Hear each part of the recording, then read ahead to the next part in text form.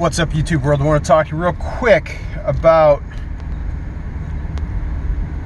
what is the bottomless pit. Bottomless pit that I've come across in Bible studies with different religious leaders of the Christian faith, referring to Satan in the bottomless pit when he receives the key. See, Satan is accusatory. He accuses. He's a deceiver. He has 99 names. Like another religious deity, that one has 99 names in that particular language. But my point is this: the bottomless pit is knowledge, right? We're in the age of knowledge. We're in the internet age. We're in the age that can get our thinking stinking and believing that our truth is so great. We found something that no one else in history has ever thought of, or something like that. In your reprobate mind, if you do not have a strong faith in God, in Jesus Christ, our Lord and Savior, you're going to have trouble dealing with the demons, the misinformation that is out there,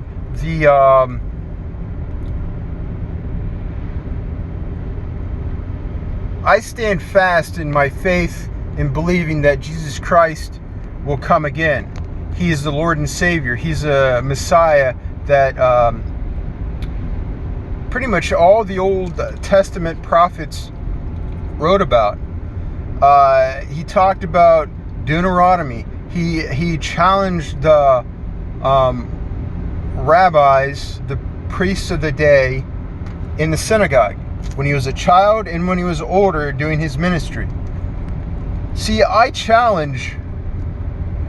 challenged by the fake misinformation out there, media that just writes a story because they feel that the other side's not heard.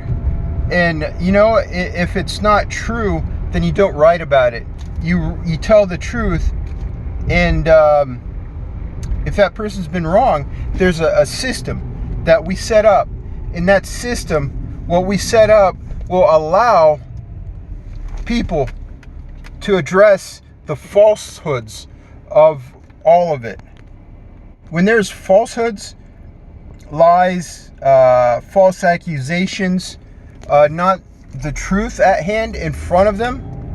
See, people want to know the truth, and the truth is going to set you free if you've been wronged, and if you've been led down there's so much to that. Like when you have a reprobate mind, so I can go down different rabbit trails and get lost, different tangents and get lost in my point. But it's important that we forgive those who trespassed against us, those who don't really see Christ as the Lord and Savior, because our heavenly God sent Jesus Christ, John 3:16, right? For those who had faith. And I have faith. I have faith in our Lord Jesus Christ, and I continue to have faith in the right way, because it's important to have faith when all else fails, because there's nothing that's going to fail you when you have faith. When you have blind faith, God's going to give you what you need in the time when you need it. It's really simple. If you screwed up, go make it right. You know, go before the judgment seat. Go before God and say, God, I've sinned. I went to my brother and forgave him. I forgave my brother. I forgave the person that I have resentment towards. I listen to different religious leaders to have clarity, wisdom. I seek understanding. I seek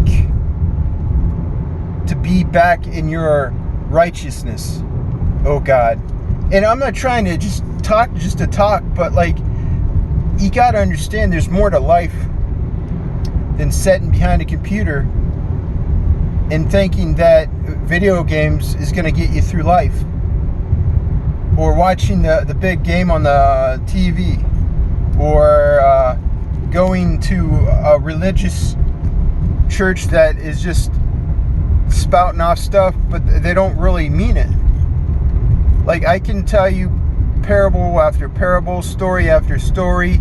I can commune with you, but if you don't have faith in God,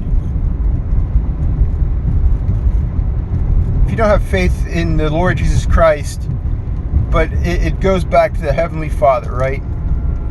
It's Father God, Jesus Christ, man, husband, father, wife, mother, then the children. And that's the spiritual order of things. And Jesse Lee Peterson talks about it. The Bible talks about it. St. Paul talks about it. See, these people, we talk about it all the time. And it's important that no one takes your faith away. And once you become a child of God, being reborn in the as a Christian, and believing in the full testimony of Jesus Christ, and doing what Jesus says, study the Bible enough where you put it into practice, that you just don't study, and you have all the answers, and you don't go do, right? You need to live by faith. And living by faith is not sitting behind the rich man at your church, the famous person at your church. See, you got to understand, no one cares about your faith like you care about yourself. And Father God, Jesus Christ, has given you the opportunity to move forward. And back to the point of the bottomless pit. The bottomless pit is, from what I can tell, is knowledge.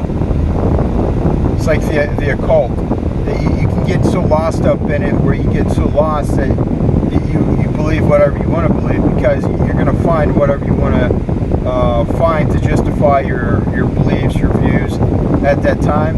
You know, and God might show you the way, show you the real way on how it is, show you the real way on how to be a better man, to be a Christian man, to stand before the Lord God and say, I've sinned, I've looked in the wrong direction for wisdom, clarity, and understanding.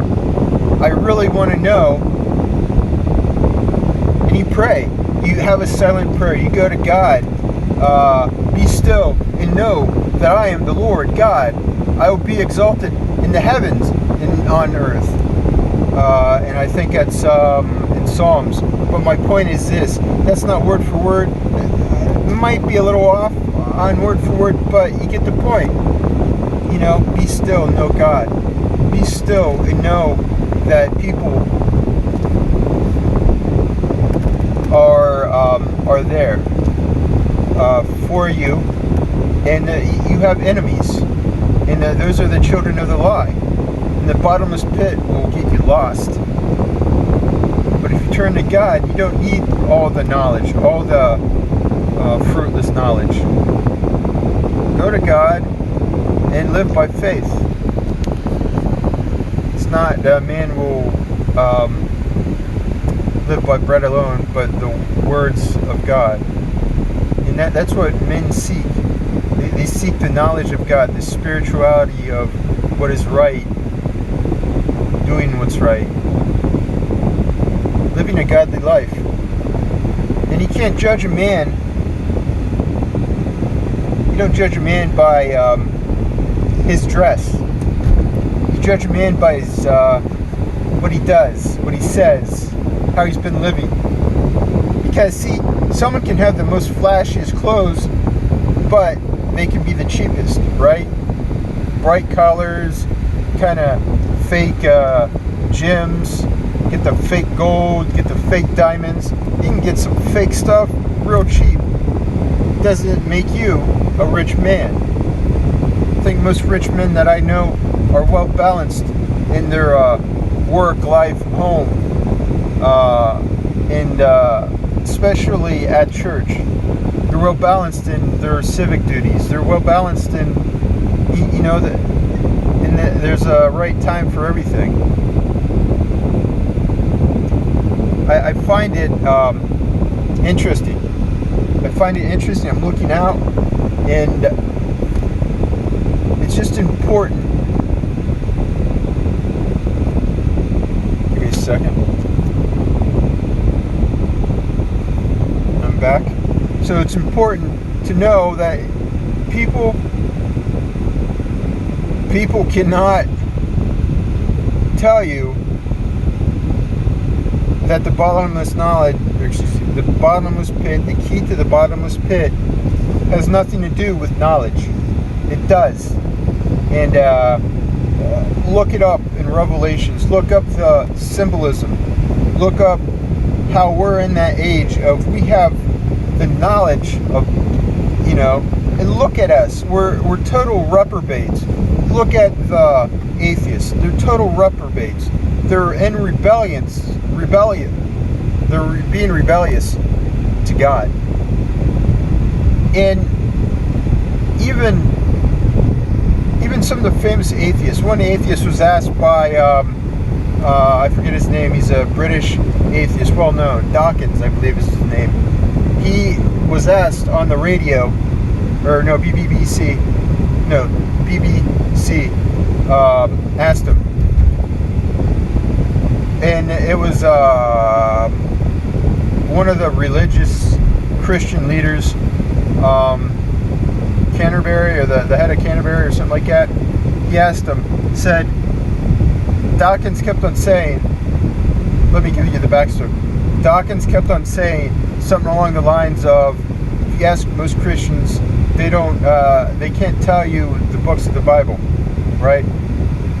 And that's okay, because you shouldn't be caught up in knowledge. You should be caught up in faith and doing what's right. But let's get back to what they asked Dawkins, the Christian person of Canterbury, I believe it was. He said, Dawkins, can you name me the full title of Darwin's book? Because you look to Darwin as like the person that you go to, kind of as we go to the Bible. And Dawkins started saying something. Then Dawkins said, "Oh God." And isn't it funny how even an atheist in their moment of need to recall something said, "Oh God." It's so ingrained in us that even in our weakest moments, even when we're against God, we know that God is there and He has the answers, and He can lead us in the right way if we just turn to Him, if we turn to Jesus Christ, because He's the Son of God, and I believe the Son and the Father are one, and the Holy Spirit is our helper, like talked about, I believe it's in Luke. After I go away, you will have the helper. The helper will come. Something along those lines. But it's important to know that the bottomless pit is where we're going to get lost if we fall into a reprobated mind, because Satan falsely accuses others. And when we start accusing other people, we're judging others, and we're acting like God. And that's our fall. Once I start